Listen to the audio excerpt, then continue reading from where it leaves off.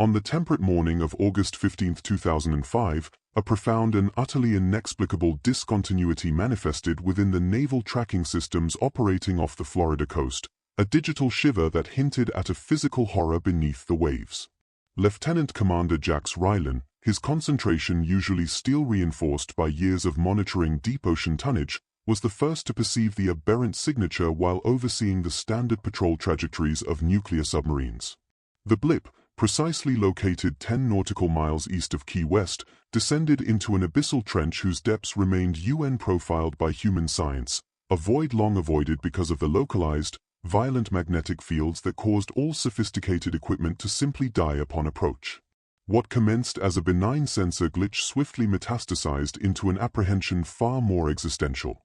"Admiral Vance," Jax called out, his voice a tight wire, "we've got something down here, something wrong." His gaze was locked on the screen's pulsing green kernel. It's colossal, exceeding any known displacement, and its movement profile registers 0, yet it holds its depth with an unknown inertial dampening. Admiral Orion Vance, a figure carved from decades of maritime command, approached slowly, his salt and pepper eyebrows pulling taut as he absorbed the metadata. Russian, Chinese, maybe, he hypothesized, the query clinical. "Negative, sir. The system cannot resolve any discernible propulsion signature, kinetic or exotic. It's simply there, suspended at 900 feet. Wreckage from a cargo vessel, then," Vance suggested. Jax decisively shook his head. "No recent losses reported, and this mass is emitting coherent, low-frequency energy, faint, yes, but undeniably non-terrestrial."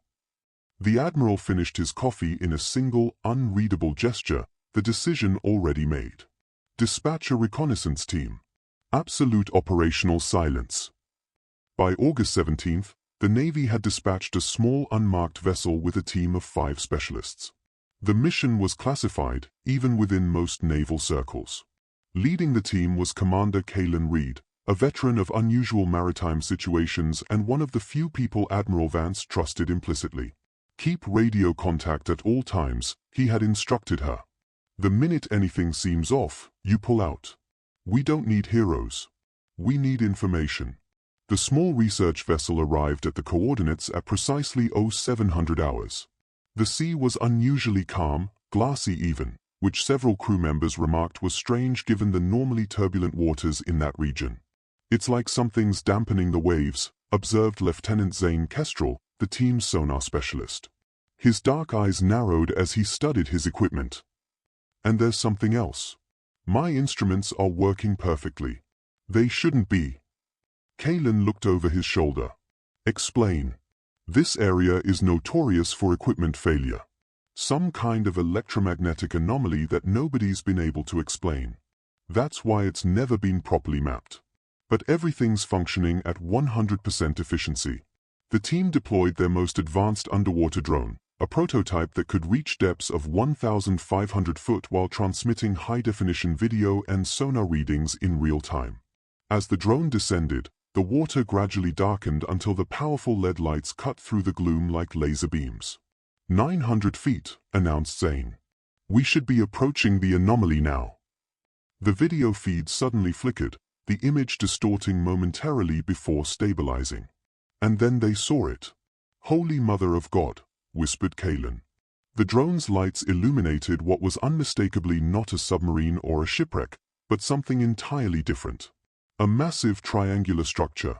Its surface covered in what appeared to be a combination of marine growth and some kind of metallic material that still gleamed despite years, perhaps decades, underwater. The object was enormous, at least 300 feet across at its widest point. "That's not one of ours," Zane stated unnecessarily. "And it's not Russian or Chinese either." "Are you thinking what I'm thinking?" Kalen asked quietly. Nobody answered. Nobody needed to. They were all thinking the same thing. They were looking at something that didn't originate on Earth. "Get Washington on the line," Kalen finally said. "And make sure this feed isn't being recorded anywhere it shouldn't be." Within 24 hours, the site was swarming with military vessels, all operating under the guise of a training exercise. The president had been briefed, and a specialized team was assembled that included not just military personnel, but also scientists from various disciplines. The triangular object, now surnamed Poseidon, was about to become the most studied artifact in human history. Among those summoned was Dr. Elias Thorne, a renowned marine archaeologist with a specialty in deep-sea anomalies. At 65, he had spent more time underwater than most fish and had written the definitive text on underwater archaeological techniques. His weathered face bore the marks of decades of sun exposure, and his hands were permanently stained with the chemicals he'd worked with throughout his career. "Never seen anything like it," he muttered as he reviewed the initial footage. The structure appears to have been designed with hydrodynamics in mind, which suggests it was meant to move through water or perhaps another fluid medium. Also on the team was Dr. Lyra Solis, an astrobiology expert from NASA, and Rear Admiral Theron Drake, who would oversee the military aspects of the operation. Drake was a nonsense career officer with 30 years of service. His presence signified the gravity with which the government was treating the discovery. "Our first priority is containment," Drake explained during the initial briefing. "No information leaves this room. As far as the world knows, we're conducting routine oceanographic research." "And the second priority?" asked Lyra, her keen eyes challenging the Admiral. "Determining whether this thing poses any threat to national security." "It's been down there for God knows how long," Elias interjected. "If it were dangerous, wouldn't we know by now?" Drake's expression remained impassive. "That's what we're here to find out, Dr. Thorne." The operation was given an innocuous name, Project Deep Blue, and a cover story involving deep-sea mineral exploration was disseminated to the press. Meanwhile, the real work began with a series of increasingly sophisticated remote explorations of the object. High-resolution scans revealed that the triangular structure was approximately 350 feet across and appeared to have multiple levels inside. Most intriguingly, there were perfectly circular openings along its hull, each exactly 15 in diameter and arranged in geometric patterns that defied random distribution. "They're access points of some kind," suggested Lyra during one analysis session. "Or perhaps sensory apparatus, or weapons," muttered Drake. Elias rolled his eyes. "Always with the weapons, Theron. Not everything unknown is automatically a threat. In my experience, Dr. Thorne, unknown usually equals unpredictable, and unpredictable is just another word for dangerous." The bickering between military caution and scientific curiosity continued for days as more data poured in. The object's hull was composed of an unknown alloy that resisted all attempts at sampling. Remote scans couldn't penetrate more than a few feet into the structure, suggesting some kind of shielding technology. But perhaps the most baffling discovery came from the marine biologists on the team, who noted unusual behavior from the local dolphin population. Pods of dolphins were congregating around the ships, behaving in ways that defied known patterns. They seemed to be patrolling the area with organized swimming formations that some observers described as almost military. "It's as if they are guarding it," remarked Dr. Nyla Sterling, the team's marine mammal specialist. "I've never seen cetaceans behave this way. They're maintaining a perimeter, communicating in ultrasonic frequencies we can barely detect with our equipment." Meanwhile, in Seattle, Washington, a 35-year-old oceanographer named Aries Vane was teaching his undergraduate class about deep-sea trenches when his phone buzzed with a text message from an old college friend now working at the Pentagon. "They found something in the Atlantic, something big. Check your email." Aries's hands trembled slightly as he opened his inbox.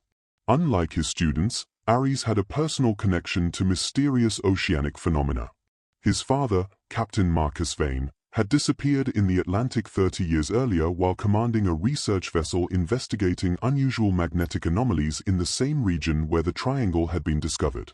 The official report had concluded that the ship, the Astrius, had likely sunk in a sudden storm, but no wreckage was ever found, and young Aries had grown up obsessed with finding out what had really happened to his father and the crew of 23, who had vanished without a trace. The email contained only a heavily redacted document with a classified logo at the top and a brief note. "They're looking for experts. Your specialization in deep-sea magnetism puts you on the shortlist. If you're interested, say nothing to anyone and come to the attached coordinates for briefing."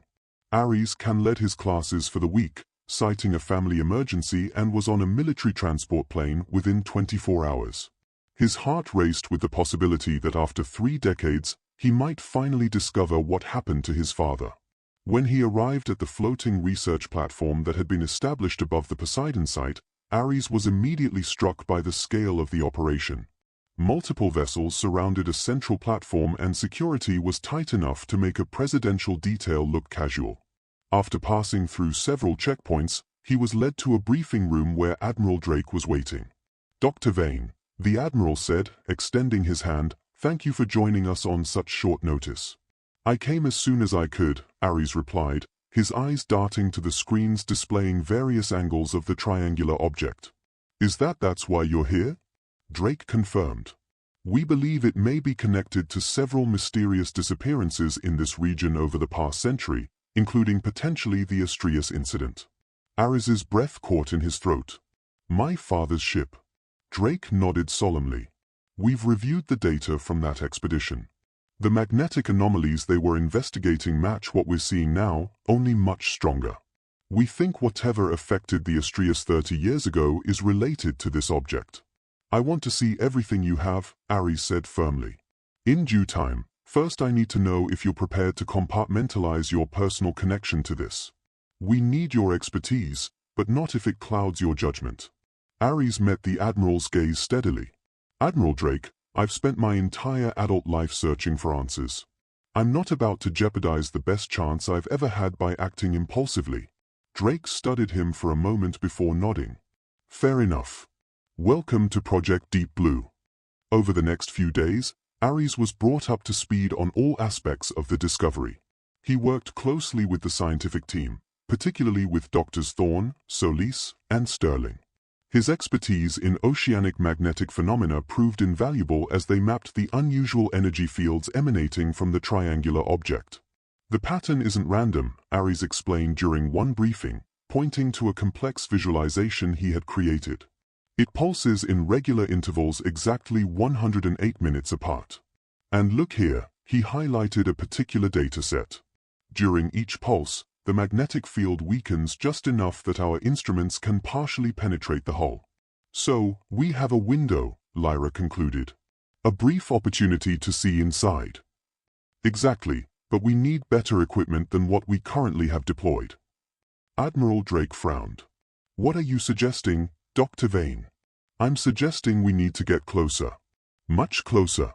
We need a manned submersible with specialized shielding against the magnetic pulses." "Out of the question," Drake said immediately. "We don't know enough about the risks." "With all due respect," Admiral Ares countered. "Remote exploration has taken us as far as it can. If we want answers, someone needs to go down there." The debate raged for hours, with the scientific team largely backing Ares's proposal while military personnel sided with Drake's caution. Eventually, a compromise was reached. A specially modified deep-sea submersible would be prepared, but would only approach the object, not attempt to enter it. As preparations for the manned mission began, the dolphin activity around the site intensified. Dr. Sterling spent hours each day observing and recording their behavior.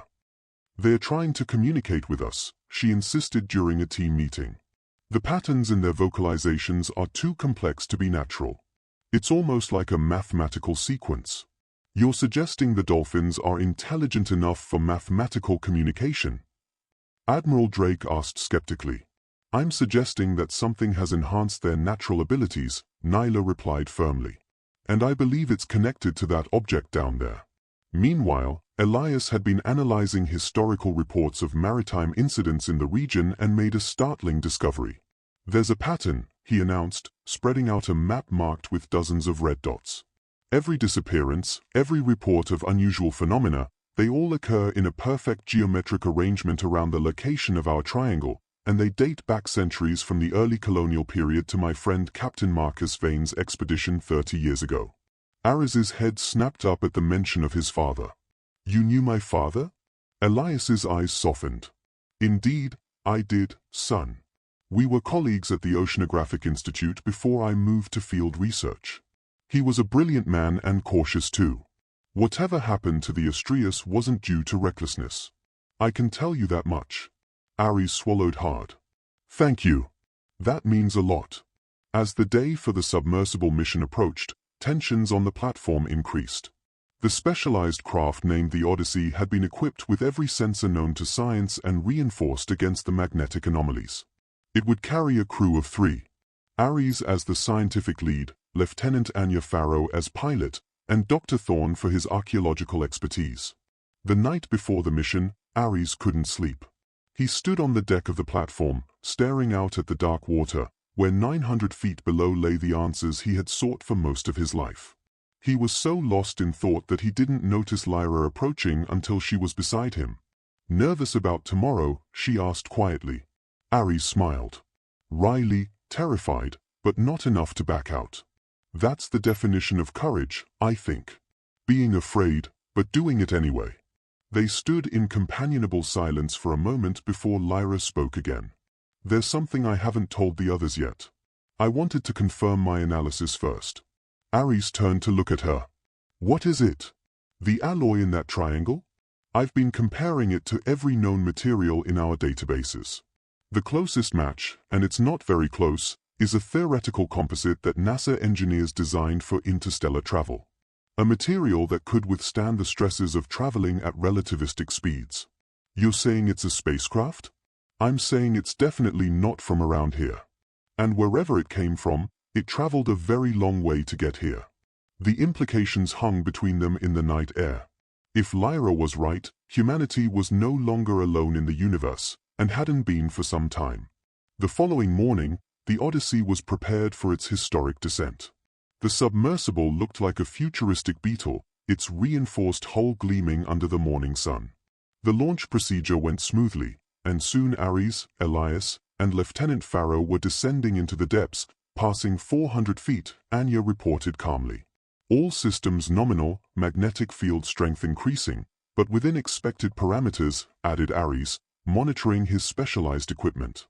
Elias, despite his decades of underwater experience, couldn't help but press his face to one of the small viewports like an excited child. Just think, we might be the first humans to make direct contact with an extraterrestrial artifact. Puts my lifetime of shipwrecks in perspective. As they approached the 900-foot mark, the water around them began to take on an unusual quality, a faint luminescence that seemed to emanate from no particular source.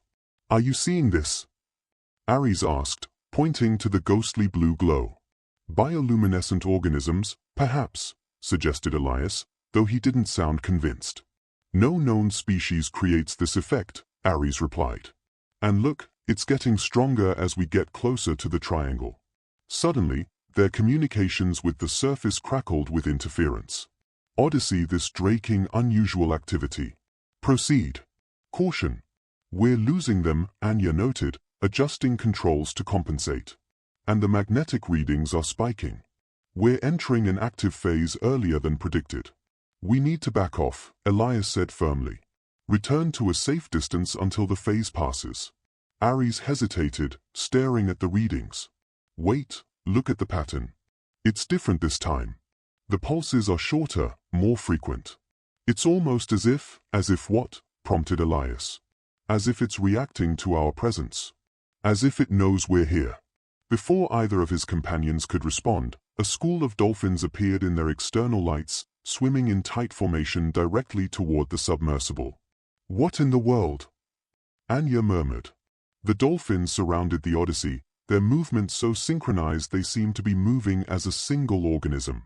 Then, unexpectedly, they began to guide the submersible, nudging it gently but unmistakably toward the triangular object. They want us to follow them, Elias realized.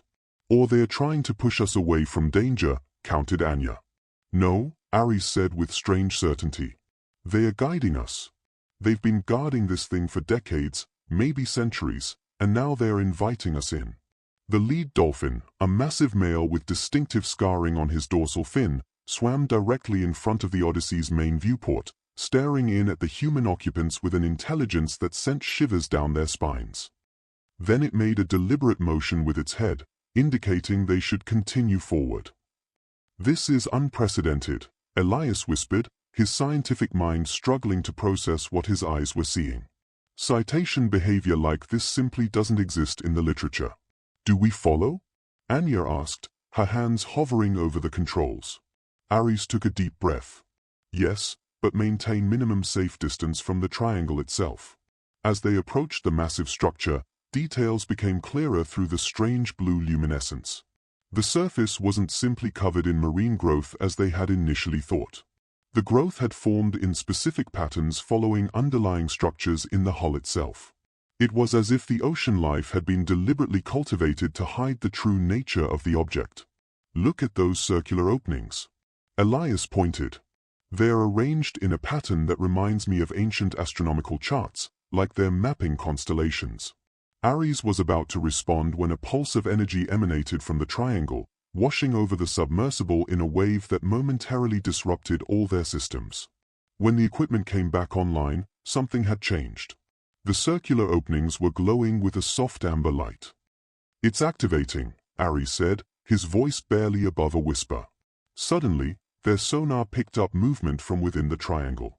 Something was emerging from one of the larger openings, something that moved with purpose through the water.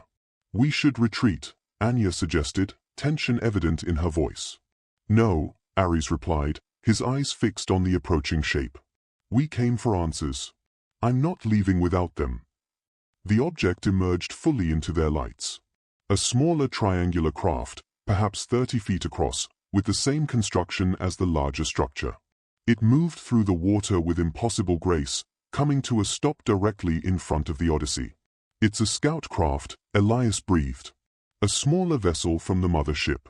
The dolphins had moved aside to allow the smaller triangle to approach, but they remained in a protective formation around both vessels. The scout craft emitted a series of pulses that the submersible sensors registered as complex electromagnetic patterns. "It's scanning us," Ares realized. "Or communicating." In response to the pulses, the dolphins began emitting high-frequency clicks and whistles in patterns that seemed to mirror the triangle's emissions. "They're translating," Elias said in awe. "The dolphins are acting as intermediaries." For several minutes, this bizarre three-way interaction continued. The triangle pulsing, the dolphins responding and the humans watching in stunned silence. Then abruptly, the scout craft moved closer and extended what appeared to be a docking mechanism toward the Odyssey. "It wants us to connect," Ares said. "That's insane," Anya protested. "We have no idea what will happen if we do." "I've spent my entire life searching for what happened to my father," Ares replied quietly. His last communication mentioned seeing something in the water, something that shouldn't exist. "I think this is what he saw. I think this is what took the Astrius." After a tense discussion, they made the decision to allow the connection. The scout craft's docking mechanism attached to the Odyssey's research bay, forming a sealed passage between the two vessels. Atmosphere readings in the connecting tube show breathable air. Anya reported surprised. "Slightly higher oxygen content than Earth normal, but nothing dangerous." "They've adapted their environment for us," Elias noted. "They're expecting visitors or they've had them before." Ares suited up in a lightweight diving suit as a precaution. "I'm going across. The rest of you stay here." "Not a chance," Elias retorted. "I'm coming with you." These old bones still have one great adventure left in them. After ensuring Anya had emergency protocols in place, the two scientists entered the connecting tube. The passage was short but felt like crossing a threshold into another reality. At the end, they encountered what appeared to be an airlock of alien design. Elias studied the mechanism, intuitive design. "I think this symbol here means open." He pressed the indicated panel and the airlock cycled with a soft hiss. When the inner door opened, they stepped into a chamber unlike anything human eyes had seen before. The interior of the scout craft was a single room with walls that seemed to shift between solid and translucent. Symbols glowed along curved surfaces, and in the center was what appeared to be a control console designed for beings with very different proportions than humans. "It's beautiful," Elias murmured, taking careful steps into the chamber. As they moved further in, the door sealed behind them and the entire craft began to move. Displays activated around them, showing their position relative to the larger triangle and the ocean floor. "We're being taken inside the mothership," Ares realized, watching as the scout craft maneuvered toward one of the larger openings in the main structure. The journey was brief. When the scout craft docked and its door reopened, they found themselves in a vast chamber within the triangular mothership. The space was illuminated by the same ethereal blue glow they had observed in the surrounding water, and the architecture defied earthly conventions, curves blending seamlessly with sharp angles, surfaces that appeared solid from one angle and transparent from another. "Look at that." Elias pointed to what appeared to be a timeline inscribed along one wall filled with symbols and images depicting Earth through various historical periods. "They've been watching us for centuries." Ares's attention, however, was drawn to another chamber visible through a translucent wall. Inside were preserved artifacts, human artifacts, including what appeared to be pieces of ships and aircraft that had disappeared in this region over the decades.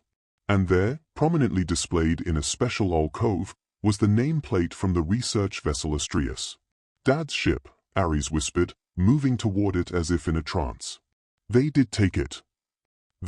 Elias placed a comforting hand on Ares's shoulder. "But why preserve these artifacts? What were they studying?" Before Ares could respond, a section of the floor began to illuminate and a holographic display activated in the center of the chamber.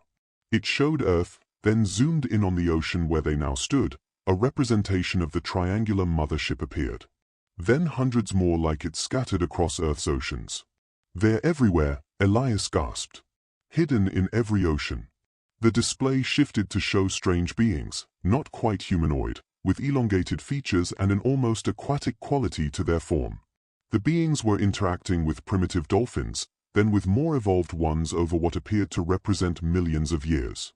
"They've been guiding dolphin evolution," Ares realized, "creating a species that could serve as intermediaries between them and us." The final image in the sequence showed humans and the aliens working together with dolphins as facilitators of communication. It was a vision of cooperation, not conquest. As the hologram faded, a new door opened, revealing a chamber they hadn't noticed before. Inside was a preservation pod of some kind, and within it was a human figure, an older man in the uniform of a research vessel captain. "Dad," Ares whispered, stumbling forward. The preservation pod was sophisticated technology beyond human understanding, but its purpose was clear. Captain Marcus Vane was being kept in suspended animation, perfectly preserved as he had been 30 years earlier. "He's alive," Elias confirmed, checking the monitoring systems that were designed to be comprehensible to humans, perfectly preserved. "They've been keeping him safe all this time." "But why?" Ares asked, his voice breaking with emotion. "Why take him? Why keep him?" Another holographic display activated, showing Captain Drake's ship encountering the Triangle 3 decades earlier. Unlike the Odyssey, the Astrius had not been prepared for the magnetic anomalies, and systems had failed catastrophically. The aliens had saved the captain, but had been unable to save the rest of the crew. They couldn't communicate with him effectively. Elias interpreted from the images. So, they kept him preserved until they could develop better methods of communication through the dolphins and through their understanding of our technology. The display showed one final image. Captain Vane, awake and healthy, reunited with his son, and then both of them serving as ambassadors between humanity and the alien presence that had been quietly observing Earth for millennia. "They want to make first contact," Ares realized. "And they want me to help facilitate it. The question is," Elias said gravely, "are we ready for what that means?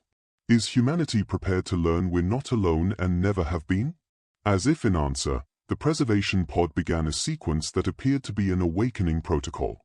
Captain Marcus Vane, lost for 30 years, was about to open his eyes to a world forever changed, and to the son who had never stopped searching for him. Ares stood transfixed, watching his father's eyelids flutter. "I think we're about to find out." Admiral Drake paced the deck of the research platform, checking his watch for the 5th time in as many minutes. "They've been down there for 3 hours with minimal communication. I'm preparing a rescue operation." Lyra and ILA exchanged concerned glances. "The magnetic interference makes consistent communication impossible," Lyra reminded him. "And they did report they were safe approximately 30 minutes ago." "A lot can happen in 30 minutes. The Admiral muttered. Suddenly, the communications officer called out, "Surface activity, sir. Something's coming up, and it's not the Odyssey." All eyes turned to the water as the surface began to glow with the same ethereal blue light that Ares had reported seeing at depth. Then, breaking through the waves with impossible grace, came the alien scout craft, its triangular form now fully visible in daylight. Security personnel immediately moved into defensive positions, weapons trained on the emerging craft. "Hold your fire," Admiral Drake ordered sharply. "Nobody shoots unless I give the explicit command." The scout craft hovered just above the water's surface, water streaming from its gleaming hull. Then, with precision that spoke of advanced technology, it settled gently onto the platform's landing pad. A space designed for helicopters, not alien vessels. For a long moment, nothing happened. The assembled military and scientific personnel stared at the triangular craft, its surface now pulsing with subtle lights in patterns that somehow seemed meaningful yet incomprehensible. Then a seam appeared in its previously smooth hull, widening into a doorway. Silhouetted against the bright interior stood three figures, two in diving suits and one in a captain's uniform that hadn't been worn in 30 years. Ares stepped out first, his face a complex mixture of joy and awe. "Admiral Drake," he called out, his voice steady despite the extraordinary circumstances. "I'd like to introduce you to my father, Captain Marcus Vane." The older Vane emerged blinking in the sunlight, his first in 3 decades. Though preserved in perfect health by alien technology, his eyes held the wisdom and weariness of someone who had glimpsed beyond the veil of human understanding. Admiral Drake stepped forward, professionalism momentarily overcoming shock. "Captain Vane, welcome back to the world." Marcus nodded solemnly. "Admiral, we don't have much time. They're ready to speak with humanity's leaders, but they need assurances. They've been watching us for a very long time, waiting for the right moment." The Admiral asked, though the answer was obvious when the third figure emerged from the scout craft.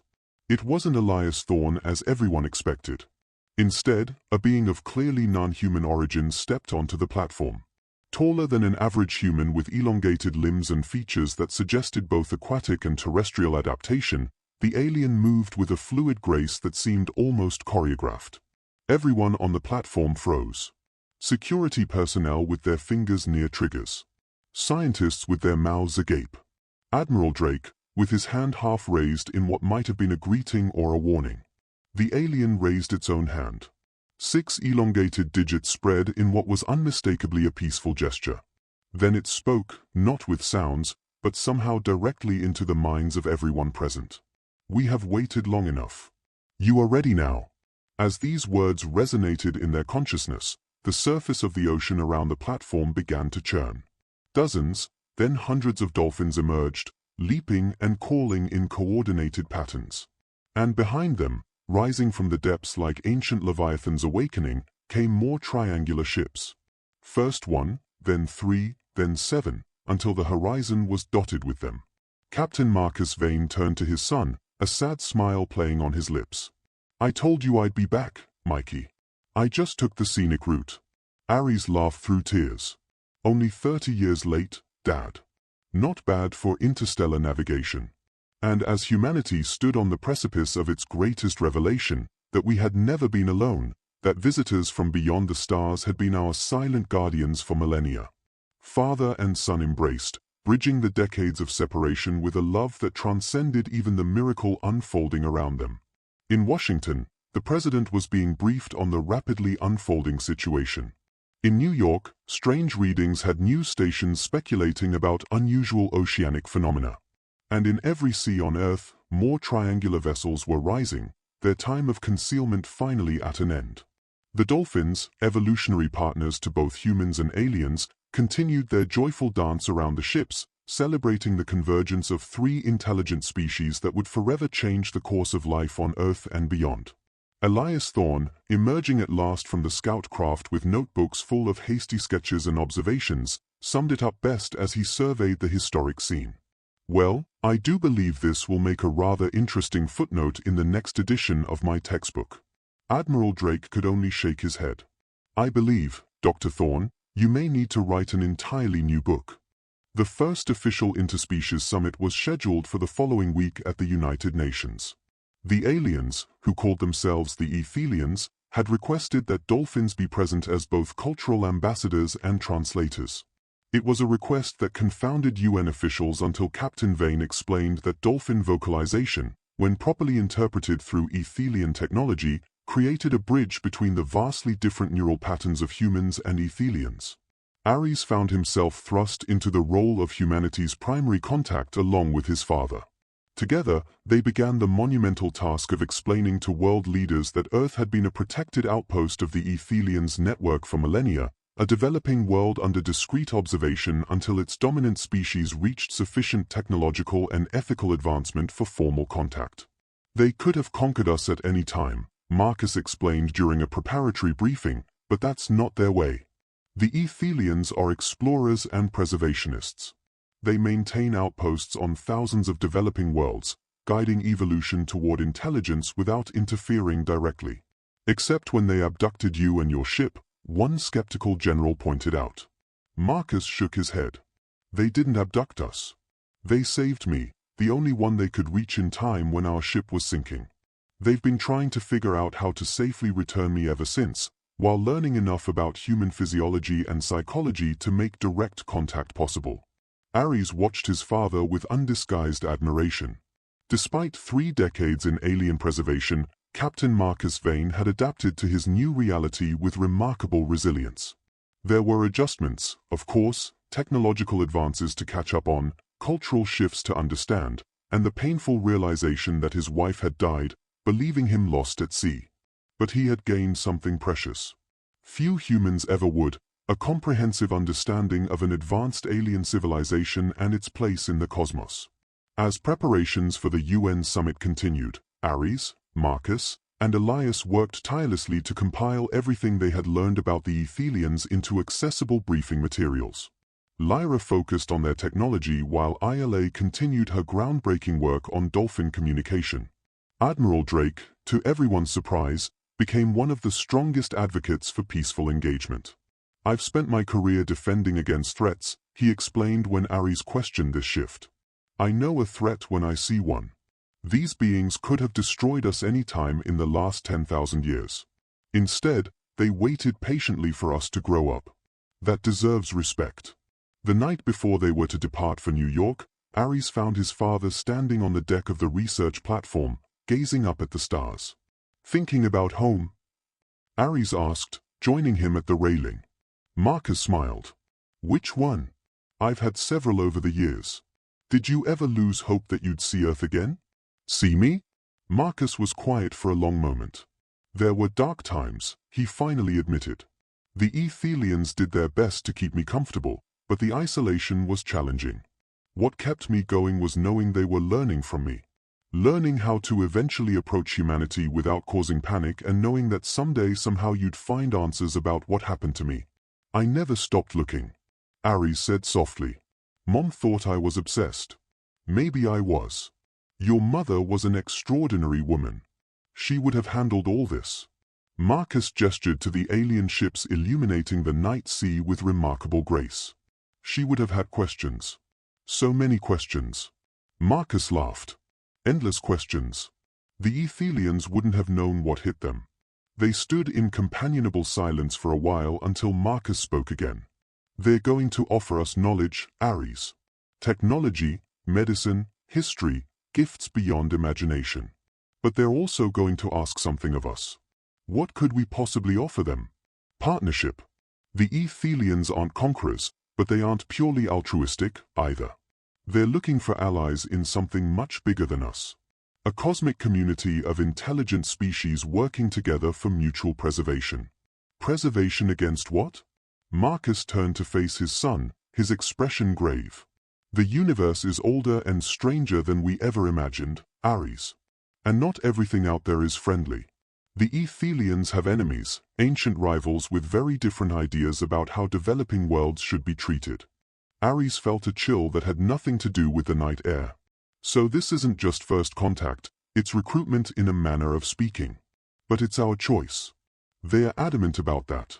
Unlike their adversaries, they believe advanced species should choose their own path. And if we choose not to join them, they'll respect our decision, but they'll withdraw their protection. The implications were staggering. Humanity, which had believed itself alone in the cosmos, was about to discover it had been under the protected care of an advanced civilization, and that protection could be withdrawn. "We need to tell the others," Ares said. Marcus nodded. "Tomorrow at the final briefing, they deserve to know exactly what's at stake before we meet with world leaders." For as father and son returned inside, neither noticed the massive shape moving beneath the dark waters. An Ethelian bio-construct larger than a blue whale. One of many guardian entities that had patrolled Earth's oceans for centuries, keeping watch for threats both terrestrial and otherwise. The UN summit would change human history forever. But it would also place an enormous responsibility on a species that had only recently stopped fighting world wars and was still struggling with basic planetary stewardship. Whether humanity was truly ready for this cosmic invitation remained to be seen. But as Ares Vane lay awake that night, contemplating the journey that had led him from a bereaved child to humanity's ambassador to the stars, he felt something he hadn't experienced since losing his father 30 years ago. Hope. Not just hope for himself or his reunited family, but hope for his entire species. The universe was bigger, more complex, and more wondrous than anyone had imagined. And despite all their flaws and stumbles, humans had been deemed worthy of invitation to its grandest table. Tomorrow would bring challenges beyond imagination. But tonight, beneath stars now known to house friends as well as mysteries, Ares Vane slept soundly for the first time in decades. And in the waters below, the dolphins sang their ancient songs. Songs now understood to be much more than animal vocalizations. They were the continuing record of Earth's secret history, preserved by gentle guardians who had walked the line between observation and interference since before humans built their first cities. The truth about the Bermuda Triangle and dozens of other maritime mysteries was finally coming to light. And with it, humanity's cosmic adolescence was coming to an end. A new chapter was beginning, not just for the Vane family, but for every living being on planet Earth. Elias Thorne, in his cabin nearby, finished the first chapter of what would indeed become an entirely new book. The day humans realized they were not alone in the universe was not marked by fear or conquest, but by the quiet reunion of a father and son who had been separated by the very forces that would now unite us all. If there is a lesson in this extraordinary moment of contact, perhaps it is this. Even across the unfathomable gulfs of space and understanding, it is our connections to each other that truly matter. The Ethelians, with all their advanced technology and cosmic perspective, recognized this truth. They waited until we could understand not just their existence but their purpose. To connect, to preserve, to expand the community of consciousness across a universe too vast and wonderful for any species to face alone. It seemed a fitting beginning to the greatest story ever told, one that would continue unfolding for generations to come.